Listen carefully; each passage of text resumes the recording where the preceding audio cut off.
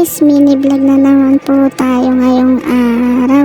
Bibili lang kami ng pang lunch namin kasi kakatapos lang namin ng ginagawa ng trabaho kay kuya. Nagmamadali na si Princess kasi baka wala nang bukas na palengke. Sabi ko bilisan mo kasi pag wala kang nabili patay tayo kay mami.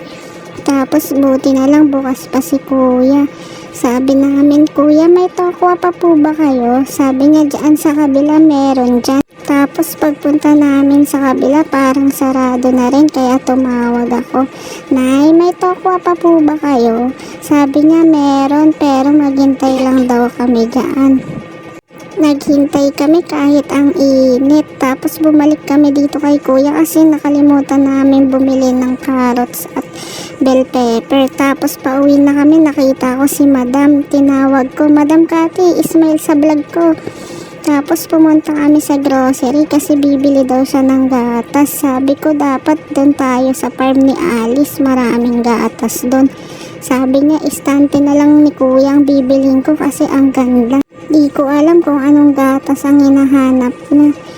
Lahat kasi tinignan niya na. Parang gusto niya ata yung istante talaga ni kuya. Pero ang galing niya kasi ang kinuha niyang gatas yung nasa ilalim. Kaya nagbagsakan lahat. Di namin alam paano aayusin yan. Tapos nakita niya tong chicharon. Sabi niya masarap tong chicharon. Sabi ko oo, suka lang, ulam na. Kuha ka ako ng 5 kaso isa lang yata ang kinuha niya daw. Pagkakuha niya, galit pa siya dyan. Sabi niya, tumigil daw ako kakabidyo, naiinis na siya. Tapos bumalik kami dito sa bakery kasi makalimutan namin ang arena.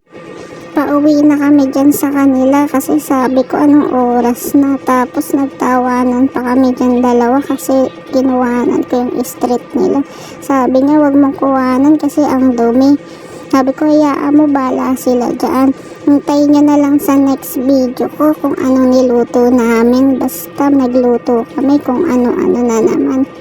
Bye-bye!